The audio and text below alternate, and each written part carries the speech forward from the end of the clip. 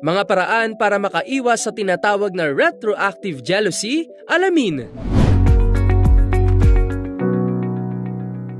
Normal na sa isang mag-couple o magkasintahan ang makaramdam ng selos na nagiging dahilan pa nga ng mga hiwalayan. Karaniwang dahilan niyan ay kung may third party o kung may ibang taong involved sa inyong relasyon. Selos din sa mga material na bagay, minsan ay sa kaibigan at iba pa. Pero paano naman kung ang pinagseselosan ay patungkol sa past relationship ng iyong partner?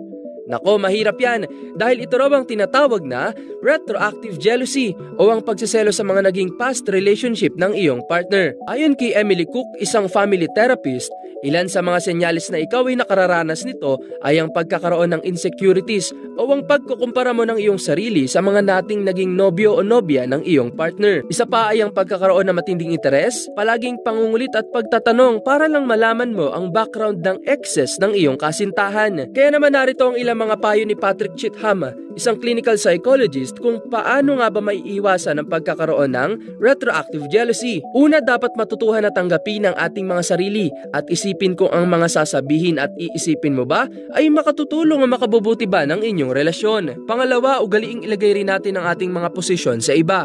Kung gaano mo kagustong maging successful ang inyong relasyon, isipin mo na gayon din ang kagustuhan ng iyong partner, kaya't wag laging pangunahan ng mga bagay na wala tayong kontrol. Panghuli at ang pinakamahalaga sa lahat ay ang pagkakaroon ng bukas na komunikasyon sa inyong mag-partner. Ika nga nila, communication is the key, kaya't ang pagkakaroon ng bukas na komunikasyon at pag-intindi sa isa't isa ang pinakamabisang paraan upang maiwasan ang pagkakaroon nito, lalo na sa mga nakaraan na tapos na. Kaya move forward and go for the better para tumibay ang inyong relasyon.